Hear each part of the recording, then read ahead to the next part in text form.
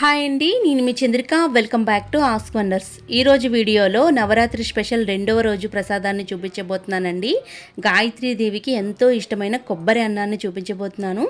నా స్టైల్లో ఒక్కసారి ఇలా చేసి చూడండి. గుడిలో ప్రసాదం ఎలా అయితే ఉంటుందో అంత టేస్టీగా కుదురుతుందనమాట. ఇది ప్రసాదాలకే కాదండి, మనం లంచ్ బాక్స్ ఎప్పుడైనా ఫాస్ట్గా చేయాలనుకున్నప్పుడు త్వరగా చేసుకునే రెసిపీ అనమాట ఇది. మరి అలాంటి రెసిపీని ఎలా తయారు చేసుకోవాలో చూసేద్దామా మరి. ముందుగా నేను ఇక్కడ కోకోనట్ మిల్క్ తీసుకుంటున్నాను అనమాట. పచ్చి కొబ్బరిని చక్కగా ముక్కలుగా కట్ చేసుకొని చక్కగా గ్రైండ్ చేసుకుంటే కోకోనట్ పాలు అనేది మనకి వస్తున్నాయండి. చూడండి, చిక్కగా తీసుకోవాలన్నమాట. పైనుంచి ఇలా కొబ్బరి తురుముని తీసేసి ఇలాంటి చిక్కటి పాలుని పక్కన పెట్టండి. ఇప్పుడు ఒక కుక్కర్లోని మనం ఒక గ్లాసు బియ్యం తీసుకుంటున్నామాట. మీకు కప్పు కొలతలో చూపిస్తున్నాను. ఒక గ్లాస్ వరకు ఉంటుంది ఈ బియ్యం. చక్కగా మనకి 2-3 సార్లు బాగా కడిగేసేయండి బియ్యాన్ని. బాగా కడిగేసేసిన తర్వాత మనం తీసుకున్న పాలని ఉంటాయి కదండి, కొబ్బరి పాలు, అవి ఈ గిన్నె కొలతలో చూసుకోవాలన్నమాట. నాకు కరెక్ట్గా 2 గిన్నెల వరకు వచ్చిందండి చిక్కటి కొబ్బరి పాలని.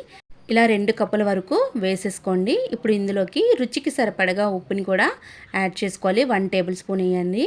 అలాగే 1 టేబుల్ స్పూన్ వరకు ఆయిల్ కూడా వేసి చక్కగా 2 విజిల్స్ వచ్చేంత వరకు కుక్ చేసుకోవాలన్నమాట.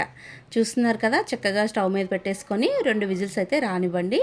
ఇలా 2 విజిల్స్ వచ్చేసిన తర్వాత ప్రెషర్ అంతా పోయిన తర్వాత తీసి చూపిస్తున్నాను చూడండి. చక్కగా మనకి రైస్ అయితే కుక్ అయిపోయిందండి. చూస్తున్నారు కదా, చక్కగా పలుకు మీద ఉండాలన్నమాట. కాస్త వేడి చల్లారేంత వరకు ఈ రైస్ అనేది పక్కన పెట్టండి. ఇప్పుడు ఒక బాండి తీసుకొని 2 టేబుల్ స్పూన్ వరకు ఆవు నెయ్యిని యాడ్ చేసుకోండి. మనం ప్రసాదం చేసేటప్పుడు ఆవు నెయ్యిని యూజ్ చేస్తే చాలా మంచిదన్నమాట. 1 టేబుల్ స్పూన్ శనగపప్పు, 1/2 టీ స్పూన్ ఆవాలు, 1/2 టీ స్పూన్ మినపప్పు, 1/2 టీ స్పూన్ జీలకర్ర, అలాగే 1/2 టీ స్పూన్ బ్లాక్ మిరియాలు వేసుకోండి.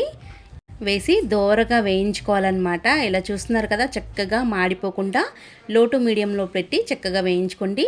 2 టేబుల్ స్పూన్ వరకు జీడిపప్పును కూడా చక్కగా వేసేసి బాగా వేయించాలన్నమాట. తర్వాత 4 పచ్చిమిర్చిని నిలువుగా కట్ చేసుకొని వేసుకోండి. అలాగే కొంచెం కరివేపాకుని వేసి బాగా వేయించండి. పచ్చివాసన పోయేంత వరకు చక్కగా వేయించిన తర్వాత ముందుగా మనం గ్రేట్ చేసి పెట్టుకున్న కోకోనట్ పౌడర్ ఉంటుంది కదండి, పచ్చి కొబ్బరి తురుము అనమాట. ఈ తురుముని 4 స్పూన్ల వరకు చక్కగా ఇలా వేసేసుకోండి. ఈ కోకోనట్ కూడా 1 నిమిషం పాటు మనం లో టు మీడియం ఫ్లేమ్లో పెట్టుకొని చక్కగా వేయించుకోవాలండి. మనం వేసే పోపు అంతా కూడా లో టు మీడియంలో వేయించుకుంటేనే మంచి టేస్ట్ అనేది మనకు కుదురుతుంది. హై ఫ్లేమ్లో వేయించకండి. ఇప్పుడు మనం ముందుగా కోకోనట్ పాలల్లో ఉడికించుకున్న అన్నాన్ని ఇలా వేసేసి ఒక 2 నిమిషాల పాటు మనం ఈ రైస్ని అనేది వేయించాలన్నమాట. అప్పుడే మనకి మంచి టేస్ట్ అనేది మనకి తెలుస్తుందన్నమాట. చూస్తున్నారు కదా, నేను చూపించిన విధంగా ఇలా చేసుకోండి. కోకోనట్ రైస్ అనేది మనకి కరెక్ట్గా కుదురుతుందన్నమాట.